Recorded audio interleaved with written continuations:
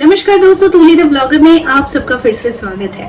दोस्तों, आज के इस वीडियो में मैं आप लोगों को बताने वाली हूँ कि सोना खरीदते वक्त कुछ गलतियाँ हम अक्सर कर बैठते हैं या फिर घर पे सोना रखते वक्त हम बहुत सारे चीजें कह बैठते हैं, कर बैठते हैं, जो हमें कहीं ना कहीं से दरिद्रता प्रदान करती है। ठीक है, तो हमारे एक्शंस ही जो है वो रिएक्शन होता है यूनिवर्स का, एनर्जी का।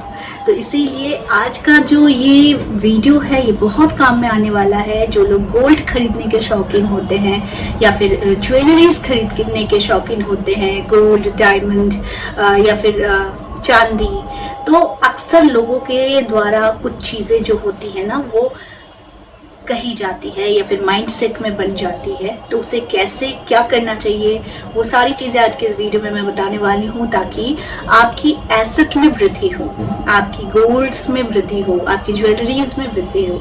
ठीक है, वो सारी चीजें आज के इस वीडियो में। लेकिन हमेशा की तरह आगे बढ़ने से पहले चैनल को सब्सक्राइब कीजिए, बेल बटन को दबाइए। वीडियोस अच्छी लगती है तो लाइक, शेयर और कमेंट करना बिल्कुल भी मत भूलिए। आगे बढ़ते हैं दोस्तों। संपत्ति यानी संपत्ति, जमीन, जायदाद, गोल्ड, डायमंड, ये जो सारी चीजें होती है ये हम लेते हैं कुछ एसेट ग्रो करने के लिए, और दूसरी चीज है कि अपने शौक को पूरा करने के लिए। रही बात जमीन की, जायदाद की, प्रॉपर्टीज की, उसकी बात मैं आज नहीं कर रही हूँ। आज मैं बात कर रही हूँ गोल्ड के साथ। देखिए, सोने का कनेक्शन जो होता है ना, ये कनेक्शन माता लक्ष्मी के साथ होता है।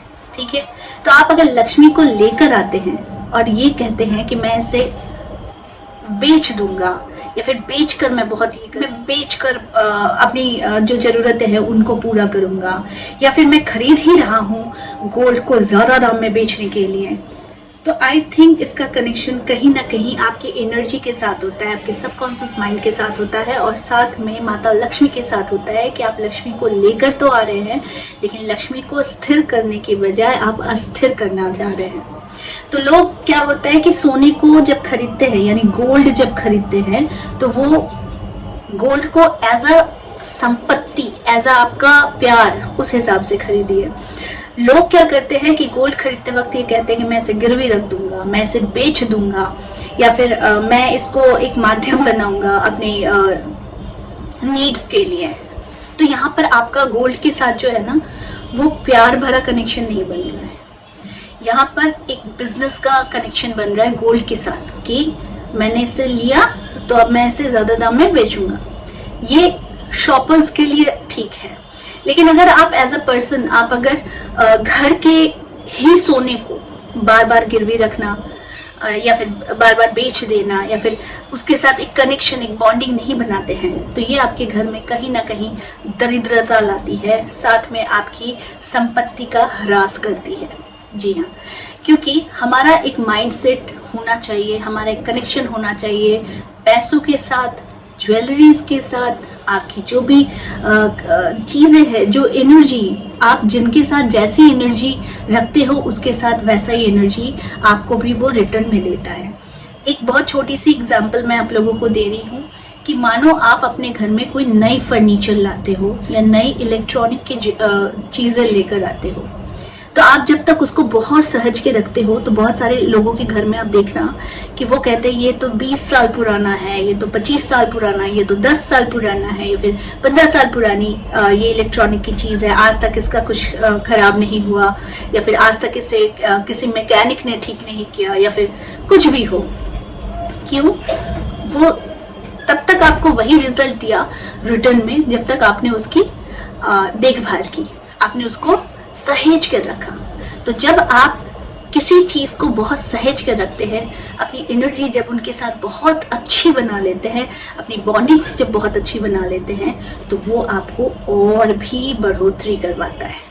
ठीक उसी तरीके से गोल्ड के साथ आपका कनेक्शन होना चाहिए, आपका पसंद का, आपके प्यार का।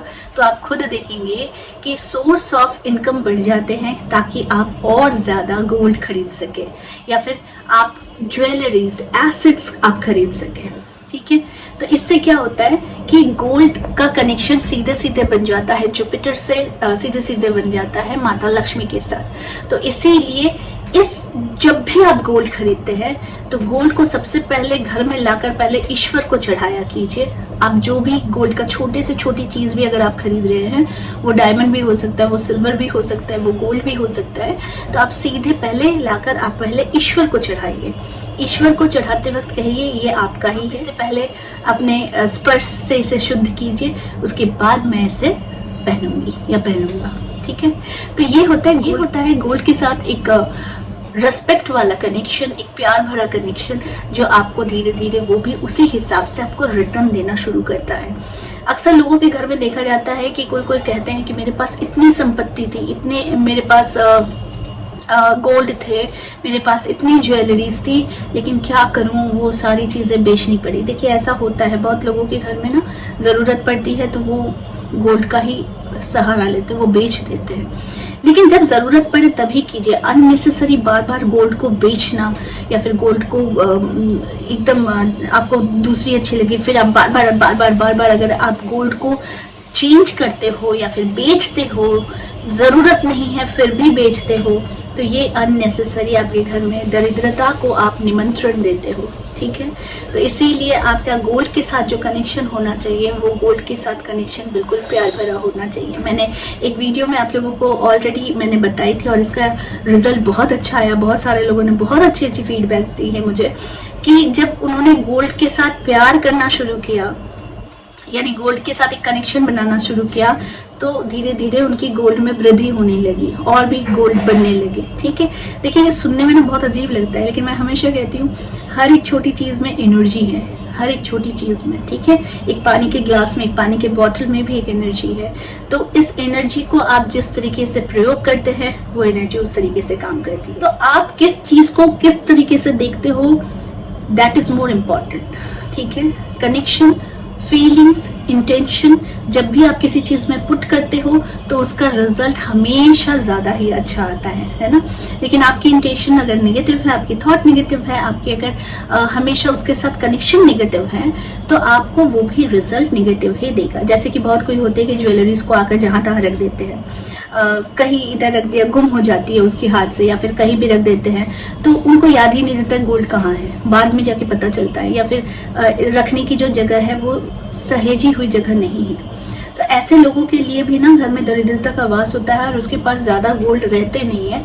गोल्ड या तो गुम हो जाते हैं, या तो चोरी हो जाते हैं, या फिर गोल्ड निकल जाता है, उनके पास नहीं रहता है। तो इसीलिए आप जितने भी काम से करके और कोई भी बहुत बड़े इवेंट से आप घूम के आ रहे हो, पूरे ज्वेलरीज आपने पहना है, तो वो ज्वेलरीज को जितनी भी रात हो जाए, भले आप बहुत थक जाओ, लेकिन उस ज्वेलरी को एक रिस्पेक्ट के साथ अपनी जगह में वापस रखो। आप देखना वो आपको चौगुना लाभ देगा।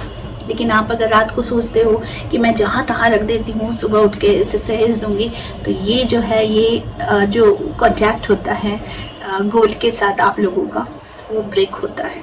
तो इसीलिए अपने ज्वेलरीज का ख्याल रखिए, और ज्वेलरीज को अगर ग्रो कराना है तो इसके साथ यानी और भी ज़्यादा ज्वेलरीज आपको पसंद है, लेडीज़ की तो स्पेशल पसंद होती है ज्वेलरीज, तो वो ज्वेलरीज को अगर और ज़्यादा आप लोगों को लेना है, और ज़्यादा आप लोगों को अगर लगता है कि गोल्ड की बढ़ोतरी करनी चाहिए, तो गोल्ड के साथ एक कनेक्शन बहुत पॉजिटिव बनाइए।